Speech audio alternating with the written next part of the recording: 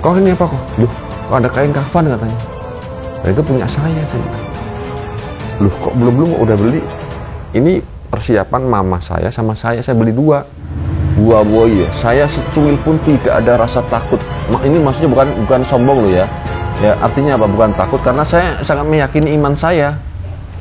Ini baunya bau parfum orang mati. Jadi kapur baru sih. Terus ini kapas luar biasa ya, antum sudah nyiapkan ya. Nggih. Kapas.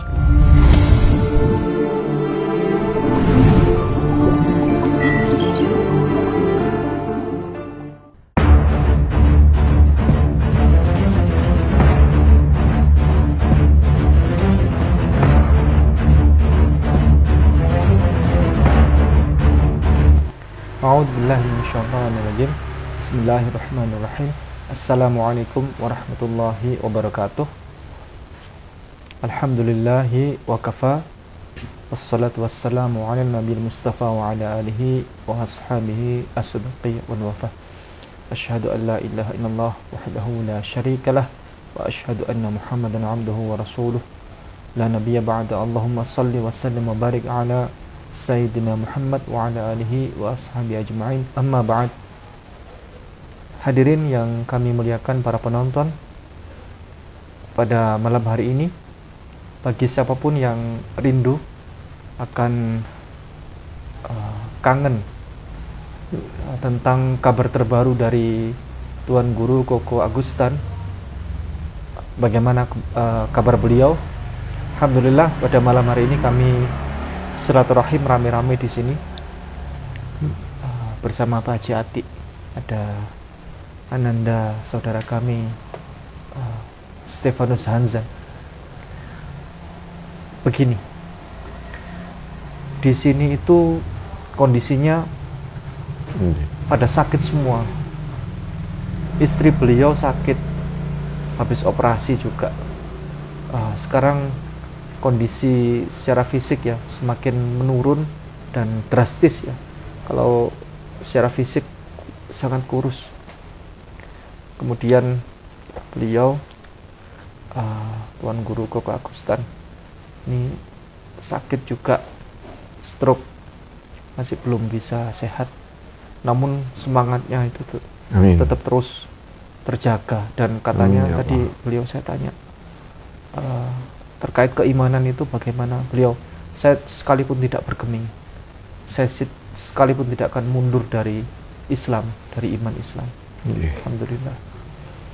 Begini, selain sakit juga di sini itu sakit juga secara kondisi keluarga.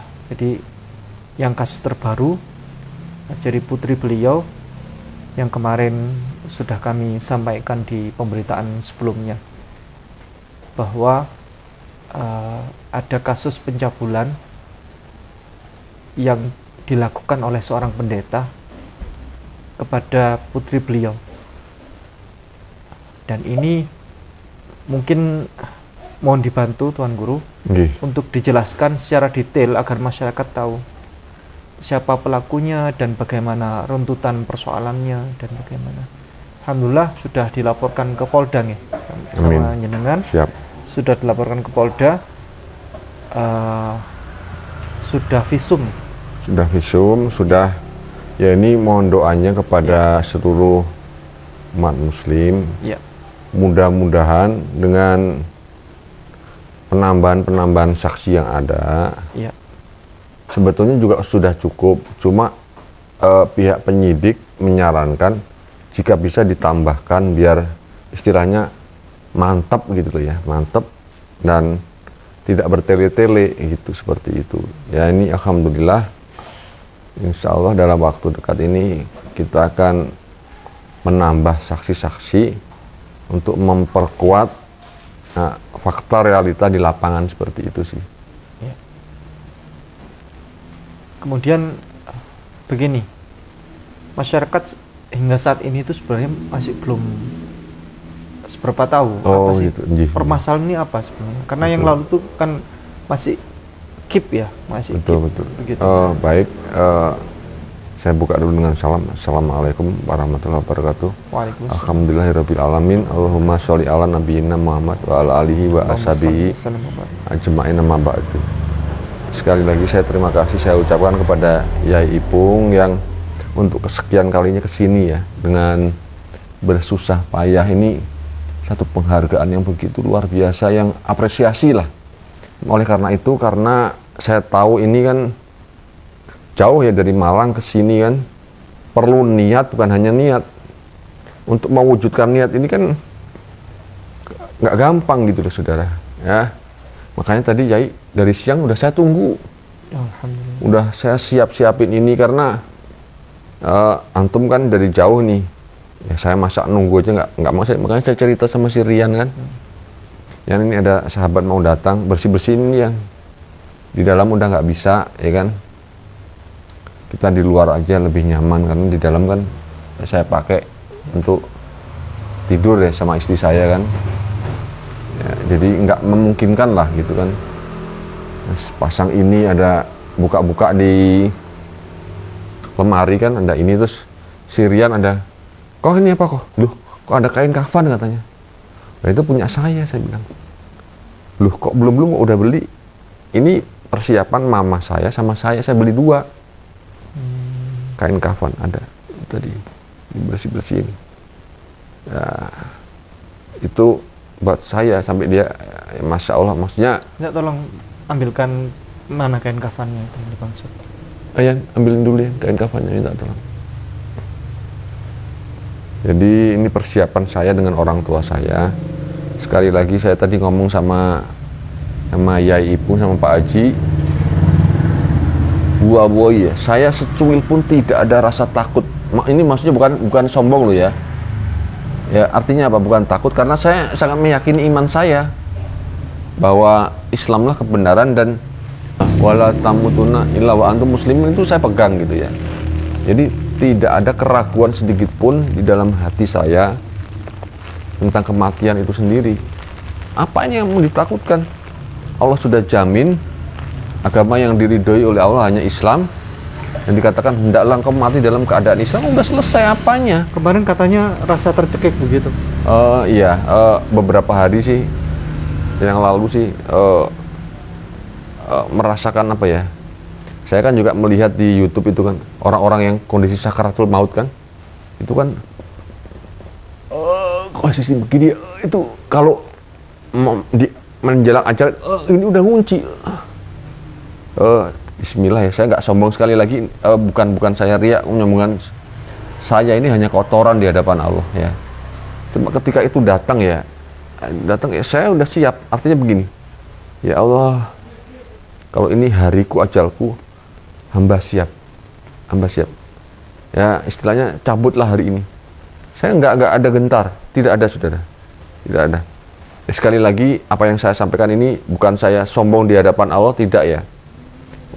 Saya berharap bahwa ini adalah bentuk dari semangat saya, spirit keimanan saya, agar saudara-saudara juga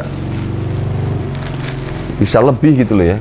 Kalau saya sih apa sih? Saya sih bukan siapa-siapa. Saya bukan Ustadz Mogol Ginta. Saya bukan ustadz-ustadz yang terkenal. Ya, saya hanya punya iman di dalam Islam saja. Saya hanya mencintai iman dan Islam, itu saja sih. Dan ya mungkin sedikit-sedikit yang saya lakukan kemarin kan. Ini baunya bau parfum orang mati. Jadi kapur barus sih. Terus ini kapas. Luar biasa ya, antum sudah menyiapkan ya. Nggih. Kapas 2. Ini Film tiker ya. Iya. Tiker 2. Terus ini peralatan lain-lain. Ini minyak Iya. apa namanya itu? Minyak apa untuk orang mati itu? Jadi istilahnya kalau toh udah dipanggil nggak repot-repot itu ya, udah ada kan. Ini kain kafannya, warna putih. Ini ada memang yang jualan kayak gini ya. Teman saya termasuk jualan peralatan. Ya itu satu kematian, paket. satu paket ya. Kemarin beli di online. Kalau ada orang beli, ditanya untuk berapa orang gitu kan.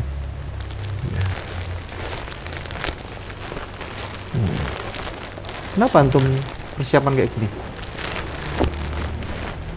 Ya waktu itu tergerak aja lah. Ya saya pikir semua orang kan pasti akan mati, ya kan. Terus apakah dengan kematian itu kita takut gitu loh? Ya saya berpikir semua orang mati, dan di Islam sendiri kan udah menjamin hidup saya. Ya saya pikir nggak ada salahnya juga dipersiapkan gitu loh. Persiapkan ya biar nanti toh misalnya kita pulang ke rahmatullah ya udah ada, setidaknya tidak merepotkan lah gitu loh. Itu yang pertama. Dan yang lebih utama, ini merupakan keyakinan saya bahwa kematian itu bukan hal yang menakutkan. Kalau di sebelah kan, di rumah bapakku banyak tempat tinggal, ya kan. Kalau di sini lebih bukan banyak disediakan spesial yang terbaik bagi orang-orang yang beriman di dalam Islam. Bukan banyak tempat tinggal. Kalau kita berbicara tentang banyak tempat tinggal kan, maaf ya, kalau kita mau mengartikan kan terlalu murah banyak tempat tinggal. Tapi saya mau mengartikan ini bahwa spesial tempat kita itu oleh Allah itu sudah disediakan. Berarti apa yang perlu kita cemaskan? Tidak ada. Dengan kematian itu tidak ada yang perlu kita takutkan dan cemaskan. Secuil pun tidak ada bagi orang-orang yang beriman. Ya, sekali lagi bagi orang-orang yang beriman, bagi orang-orang yang menaruh harapannya kepada iman dan Islam, pada Allah Subhanahu Wa Taala. Hanya itu. Saya yakin orang itu pasti tidak akan gentar. Bahkan kalau dia siap mati kapanpun, saya habis omong ini ya, maaf ya saudara, dipanggil pun nggak masalah bagi saya, karena saya pulang kemana? Pulang yang telah disediakan oleh surga itu seperti sungai-sungai yang mengalir kan. Artinya rumah kita kan bukan di sini.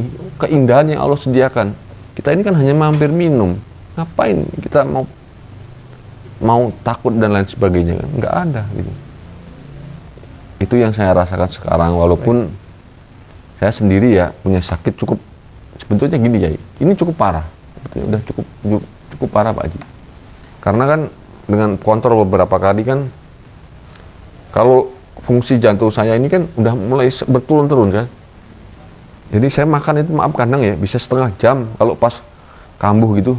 Jadi makan itu sambil ya kayak dulu tuh Jai. Memaksa makan. Waktu di Semeru itu ya sama seperti itu. Jadi makan itu jangankan makan ya, kalau berjemur, kadang saya di sini di luar ya berjemur itu udah apa namanya terengah-engah gitu. Tapi secara lahiriah memang terengah-engah, tapi saya wawahi nggak ada yang saya takutkan sama sekali. Ini bukan sombong ya, ini berbicara tentang imannya ya. Berbicara tentang iman itu nggak ada secuil pun yang saya takutkan, nggak ada. Bahkan apa ya, untuk menjemput ajal itu saya udah siap, udah sangat-sangat siap. Bahkan anak-anak saya udah saya kasih tahu, yang kecil apa sih udah saya kasih tahu. Dan alhamdulillah yang apa namanya Ayah Sofia hibahkan dulu itu, yang dihibahkan untuk apa? Untuk operasi itu kan ada lebih ya dari masyarakat, dari umat muslim. Alhamdulillah. Itu alhamdulillah ya. Kemarin Ana rundingan sama Yai Ipung, oh monggo silahkan katanya. Jadi udah saya jual ya, artinya benda ini udah saya jual, ya kan? Ya, alhamdulillah ya udah saya bagi dua. Ya, istri juga mau kan, ini haknya istri, ini haknya anak, udah. Jadi kalaupun toh saya meninggal sebagai seorang mujahid, seorang pejuang yang tidak belas ninggal anak gitu, enggak ya. Tapi haknya anak udah saya kasih. Walaupun begini ya, kalau kemarin ini kan masukan-masukan dari ustadz-ustadz, kalau nanti antum meninggal ini menggunakan syariat, anak-anak antum ini nggak dapat gitu loh. Bener juga ya kan? Betul. Akhirnya terus ya Islam kan juga tidak seperti kaku seperti itu kan, Yai. Kan harus ada jalan tengahnya. Ya, coba rundingan sama bini bagaimana kalau mau. Ya, Ada akhirnya, jalannya. Hibah. betul. Hibah.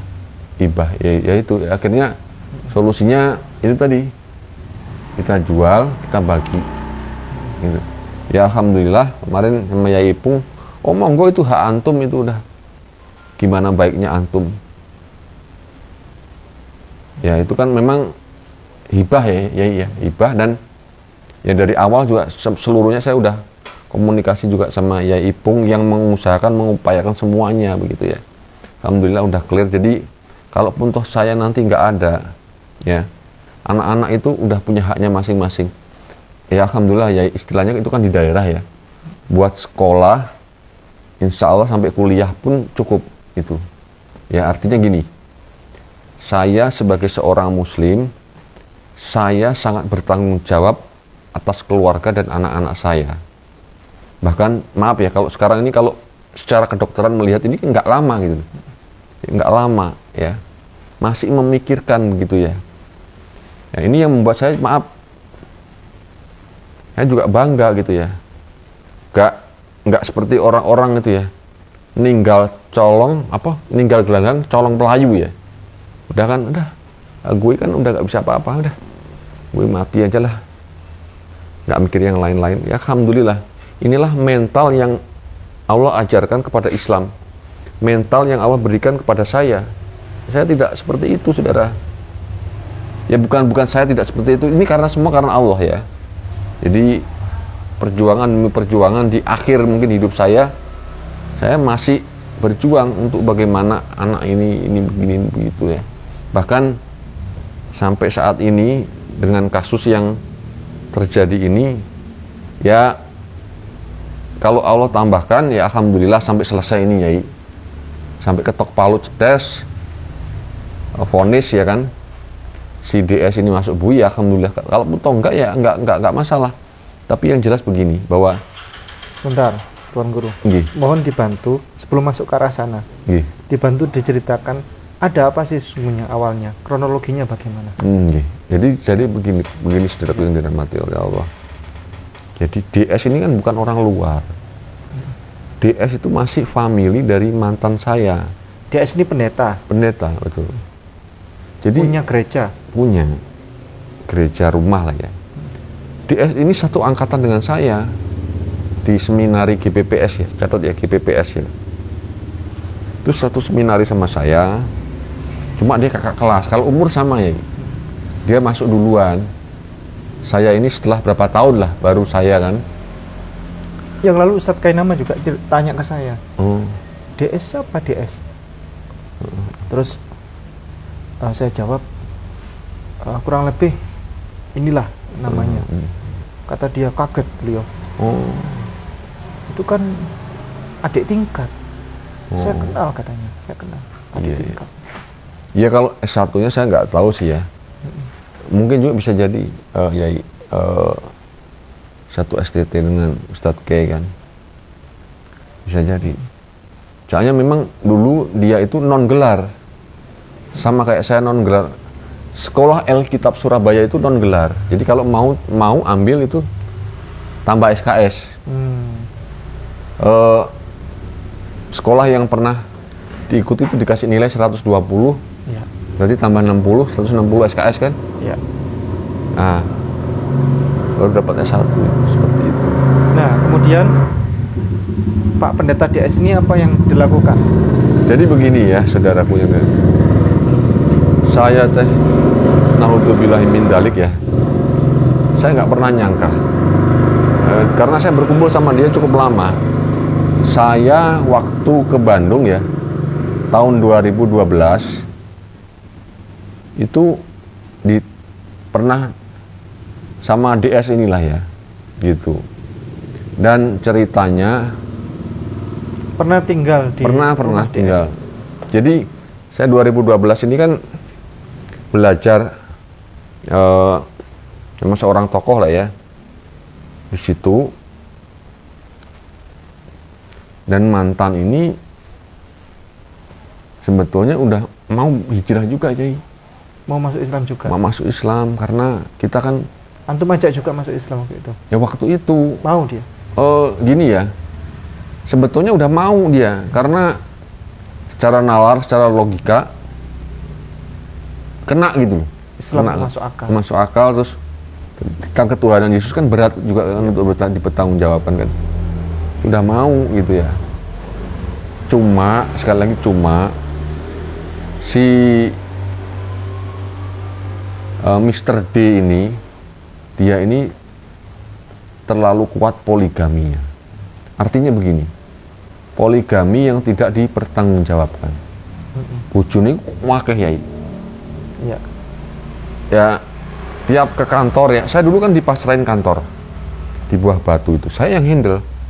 Kalau saya nggak jujur, saya udah kaya saya, karena semua uang klien itu saya yang tangani. Beli material untuk operasional itu, kalau saya nakal saya apin semua. Oh itu cuannya lumayan itu ya, tapi ya kita nggak kesana lah ya. Dan waktu itu juga tujuannya memang belajar Islam gitu ya. Sampai akhirnya ketika si mantan ini udah mulai tertarik, nah si Mr. D ini sering ke kantor bawa istri berbeda-beda. Wah, langsung akhirnya Itu poligami yang tidak sehat dia itu. Dan poligami yang tidak dianjurkan oleh Islam. Karena beliau secara pendanaan juga bukan orang tanggung jawab dia.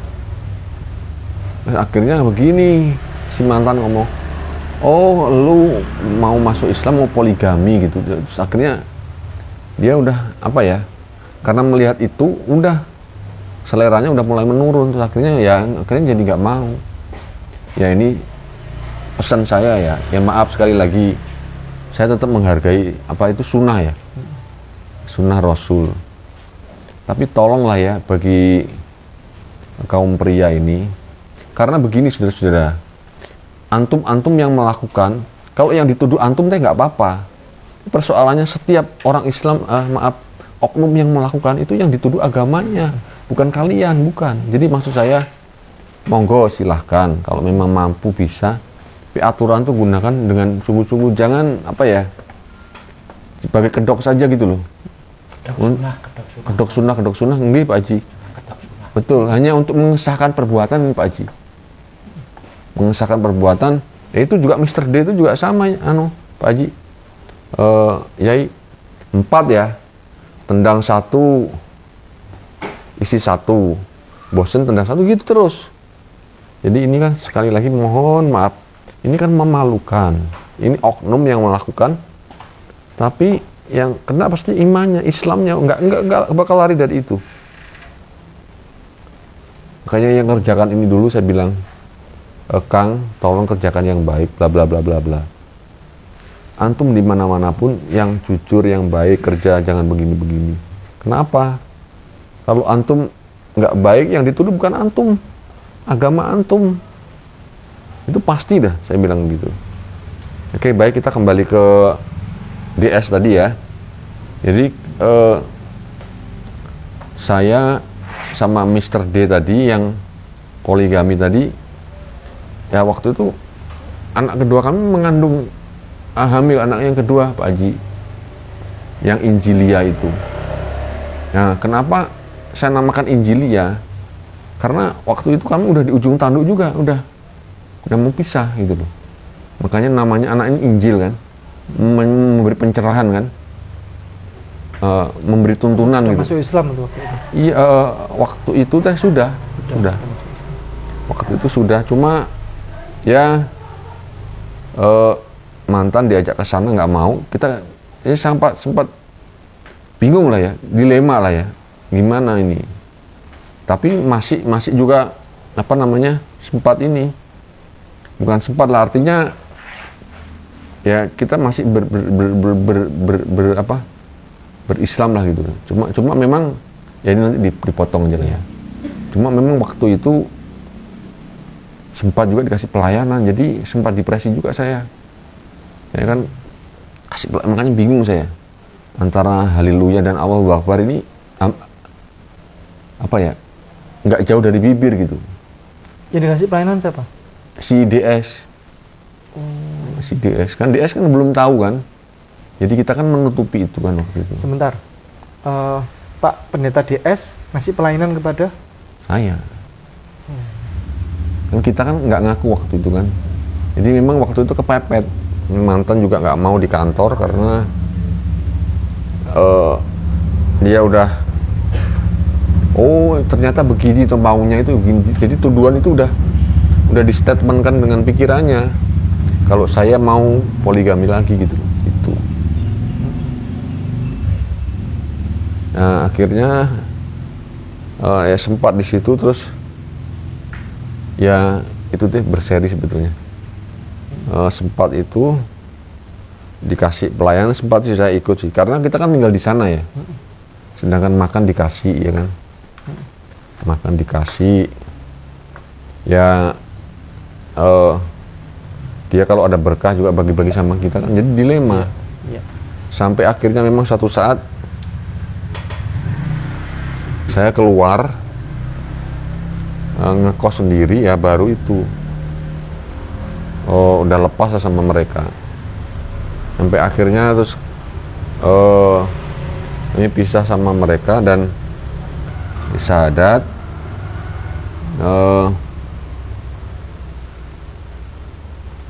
ya di situ terus memang bener-bener udah bisa. Sebetulnya langsung aja begini Tuan Guru. Iya. Ceritanya itu biar tidak berkepanjangan.